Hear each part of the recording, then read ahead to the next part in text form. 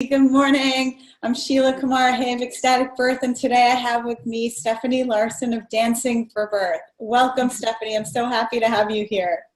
Hi, Sheila. Thanks so much for having me. Yeah, it's my pleasure. So I'm so excited to have you here because in my personal journey, dancing was such a big part of me realizing that, like, oh my God, we can have fun in birth. Like, this can be a party. This can be such an incredible experience. And I remember my third birth was like really, really pokey. And, you know, we tried taking walks around the block. We tried all different kinds of things. We tried, you know, like even the sensuality piece, I just wasn't feeling it.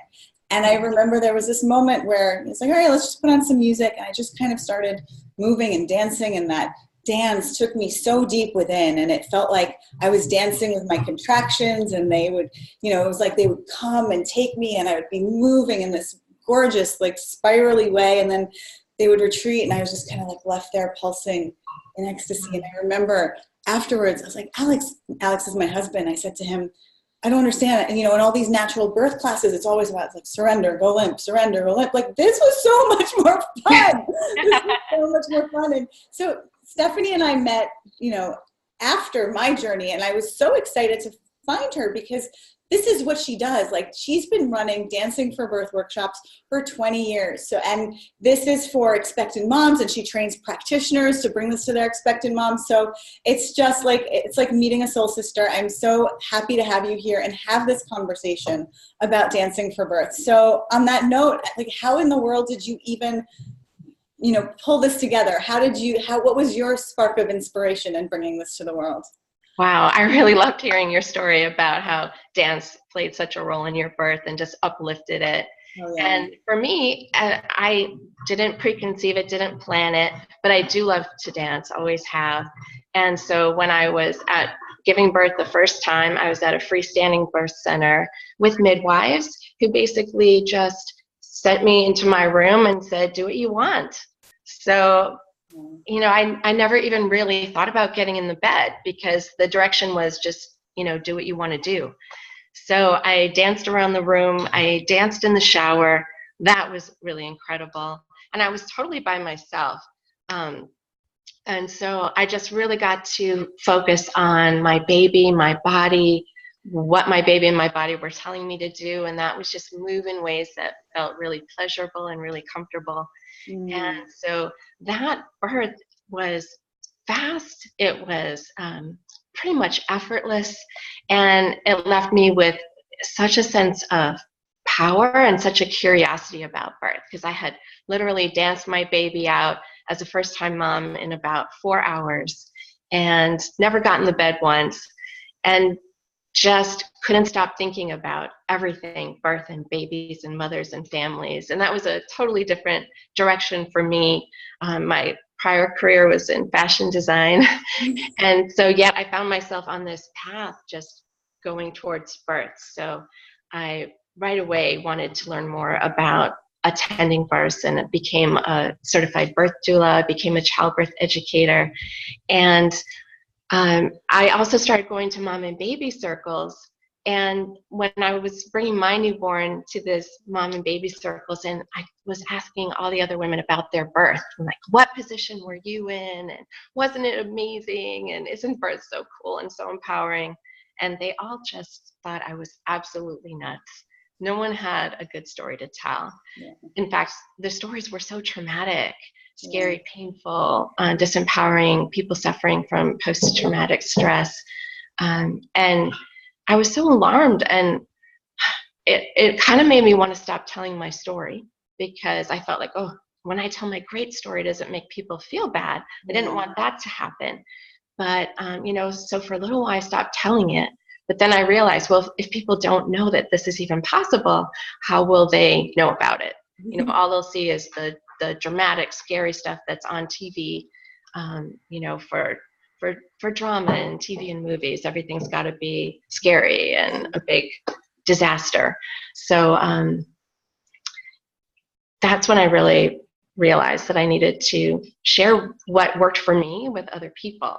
Yeah. And so I started teaching Dancing for Birth classes, which is for pregnancy, but it's also for postpartum. So it's a class where you stay in the same beautiful circle of women before and after you give birth. So you have this continuity of being with all the moms and being in that full circle before and after, and dancing with your baby before and after. It's such a gift, right? Because as a new mom, it's like everything is so new and different, and to have that circle of women that can support you even more, it sounds really powerful. And I just, like, there's so much about what you said that I want to comment on. But the thing that really struck me when you were sharing your birth story and your discovery of this is you talked about how Stephanie's got a new puppy. Yeah, I have a new puppy. What's going on over there? So puppy can say hi. He's scared of the cat right now. So I'm going to highlight a few things about what you said, Stephanie. When you were talking about your first birth and you were talking about your movement, you said, you know, moving the way my body wanted me to. And one of the things that I really love about dancing and movement in general is it's such a way to access your intuition and your body wisdom, right? To be able to tap into like your feeling space and to move from that place. That's like your body speaking to you. That's your body's language of inner wisdom is sensation. And one of the things that I think we're not as aware of as I'd like people to be is how like your body wants to feel good. Like that's like everything about your body wants to feel good. So when your body's feeling good, that's your body speaking to you. And movement is one of the many ways you can support your body in feeling good. Yeah, definitely. And I think that we need to welcome in all those sensations of labor, because it's not just black and white. It's not just like ecstasy or suffering. Yeah. There's so many nuances. And when we can feel all of those feelings, all those sensations of labor, it actually informs us on how to move our body, how to move the body in a way that helps the baby make its descent and its rotation. And when we follow our pleasure and follow those good feelings, then we're actually giving the baby what it needs and what he or she needs at any point in the labor, as well as giving ourselves what we need. Yeah. And it's so empowering just to be able to know that you and your baby are working together. We're the experts on our birth, and we actually we know how to give birth. Mm-hmm. You know, human beings have been giving birth. The first placental mammal gave birth 220 million years ago. So we have it inside us. Even if we're a first-time mom, even if we've never done this before, we can rely on those primal birth instincts. We can rely on what our body's telling us, and we can move through it in a way that makes it easier and more satisfying and even pleasurable and wonderful and euphoric. I remember all these feelings of euphoria I've got 4 kids.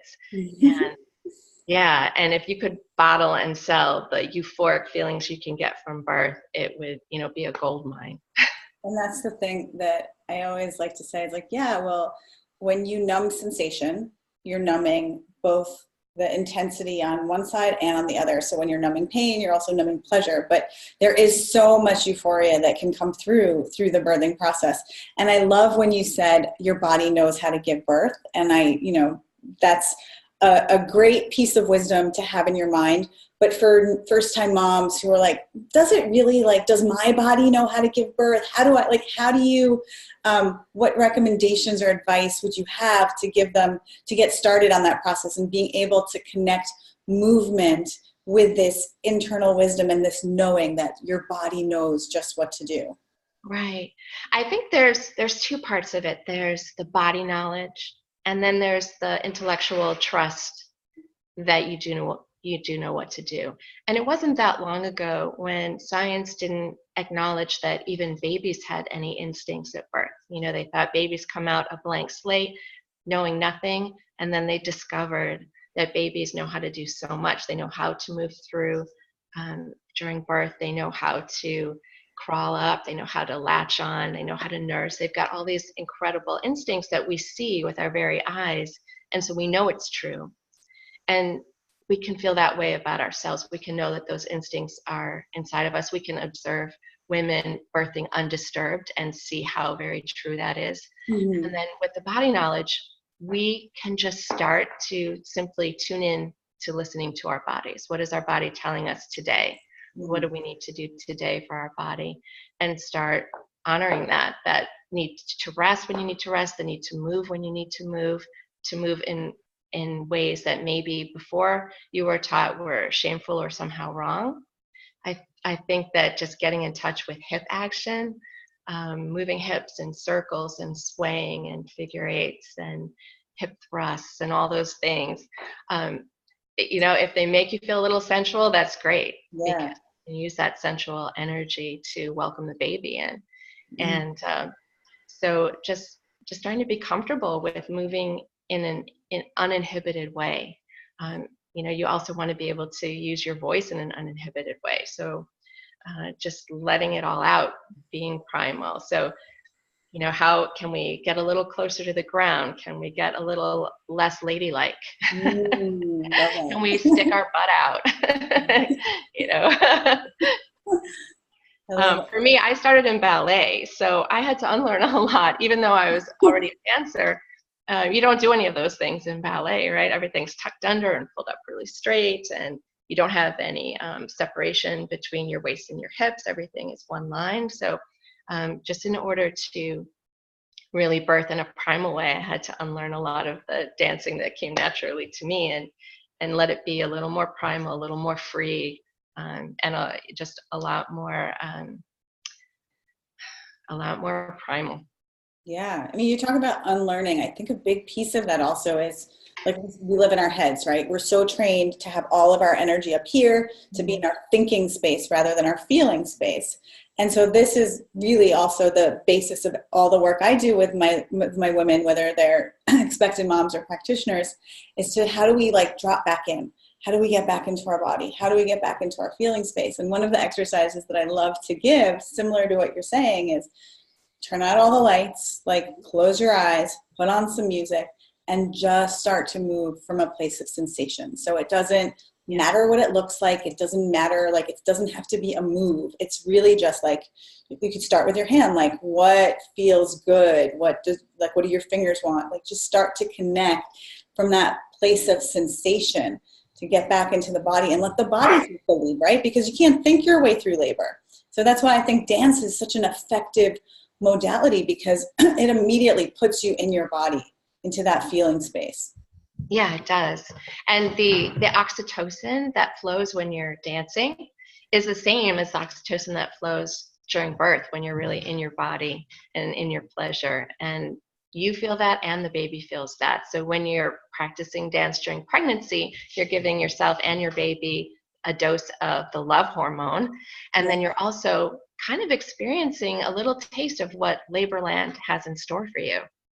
Yeah, and also could you talk a little bit about, I know you're so good at this, the physiology of how the movement in dance actually supports your body physically opening in birth? Yeah. So, we all, many people have this idea that from what we've seen on TV movies, that there's one position for birth essentially, and that's flat on your back with your legs up. And then when it comes time to push the baby out, you're going to drop your knees and curl around your baby and strain and push and scream and yell and be in all this tremendous pain. But it doesn't have to be that way. And that's not physiologically the easiest way for the baby to be born. I have a pelvis here. So you can see that when the baby's coming out, it first enters through the inlet up here, and you can see how ample that is. So anyone who's thinking, oh, maybe my baby won't fit, just take a look at how big that is. And then it exits through the pelvic outlet, which is between the pubic bone and the tailbone. Mm-hmm. And so, even if I put it this way, you can see this distance here, how big this distance is. But if we're going to go flat on our backs, then we're compressing the space that the baby has to come through. And we're pushing this tailbone up into the baby's space, just making it more difficult. But if you can imagine just, being upright, being on your feet, sticking your booty out, pointing your tailbone up toward the sky, this part of your anatomy, the sacrum, the coccyx, can expand backwards. So it can just open this pelvic outlet to allow the baby out with a lot more freedom and a lot more ease on your part. So Which is why squatting is so effective, right? Yeah, you really see that. And I would say experiment with being on your feet, bending your knees slightly, taking your butt to the back, raising your tailbone to the sky, so you're kind of in a semi-squat. I call it powerful woman. And when you're in powerful woman, then you can not only open your pelvic outlet to let the baby out, but you also have freedom of movement at that point to move your hips. So you can let your body have the involuntary motion that it needs to have to help that baby out. And when we do this, you may find that there's not even a pushing phase of labor for you. So instead of, you've got it in your mind, you're going to have to bear down and strain and push for an hour or so. But with this position, when you're really following what your body's telling you to do, if it puts you in this position, you might find that you go from dancing to all of a sudden, the baby's coming, and then later the baby's here. Wow. And, from that position, you can even reach down, receive your own baby into your own hands with the help of whoever you have present there. You can have your hands and then midwives' hands underneath you and your partner's hands underneath that. So it's a whole new idea of what birth can be like. Yeah, so it's like not only does it shorten the length of your labor and the pushing phase potentially, but it's also just fun, right? Like, we take things so seriously. And yes, of course it's serious. It's like a sacred moment. You have new life coming into the world. Your family is expanding. It's such a big moment. But that doesn't mean that you can't enjoy it. That doesn't mean that you shouldn't have fun during it. And if that pleasure, if that movement, if that dancing is supporting your body on a physiological level, it's win-win all around. Absolutely. And we're supposed to have our peak amount of pleasure in our lifetime when we're born and when we're giving birth, because that oxytocin peaks from the moment of birth until 30 minutes after the birth. And so that's the gift to us, so that we can, bond and love for a lifetime as a family. And we interfere with that inadvertently when we put things into the birth like Pitocin to augment or start the labor, or even after the baby's born as a routine to prevent hemorrhage. Pitocin can interfere with oxytocin, and also epidural can interfere with oxytocin. So if you are laboring and you find no need for any of those things, then you're giving yourself and your baby that extra boost of the oxytocin hormone that you're gifted with at birth, that love hormone. And just, brought me his leash. He probably has to go out. Just to clarify for anyone watching that isn't aware, Pitocin is the synthetic version of oxytocin. So your body secretes oxytocin when you are, in pleasure, when you're feeling connected, when you're feeling love. That's when your body produces oxytocin. And oxytocin is the hormone that governs the flow of labor. Now, Pitocin is what the pharmaceutical industry has created to replicate oxytocin. So if your labor is sluggish, or if they're trying to jumpstart your labor, you might be offered Pitocin. And so, what Stephanie's really inviting us all into, and what Ecstatic Birth invites us all into, is use your natural oxytocin to support the flow of your labor, whether that's through dancing or through sensuality, kissing, eye gazing, all of those things. Yeah. You have to run to take the doggy out. No, it's okay. He may have an accident, and I may regret that decision, but it's okay. I feel like I could have you here forever.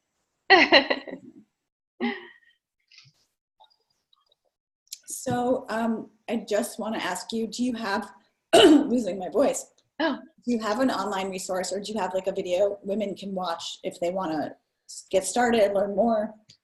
Yeah. Dancingforbirth.com is the website, and there we have a class locator. The classes are actually global, so they're in many countries around the world. So you should be able to find a class near you where you can go and take weekly classes. They're there to support you all the way from preconception through pregnancy and birth and postpartum, where you dance with your baby. And also we have trainings that are also global, and those are for pregnancy and also for anyone who works in any capacity with the birthing family, especially doulas, midwives, nurses, doctors, childbirth educators. And those trainings are listed on the website as well. And for someone who doesn't find a class near them, we have a DVD.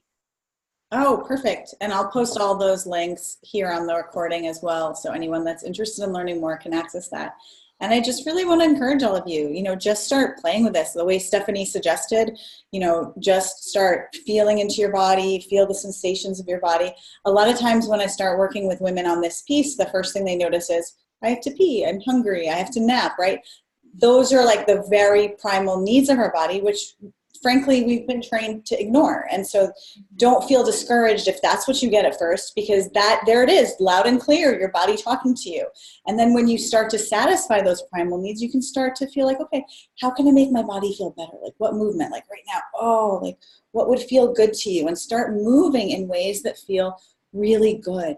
And when you have decisions to make, start playing with like, not what makes more sense, what feels better. Dancing is an incredibly powerful tool to support you in making that shift from your mental state into your feeling state. Yeah, absolutely. Yeah, so I also would love to invite anybody that's watching. I'm doing a training this weekend for birth practitioners to share some of the pillars of ecstatic birth.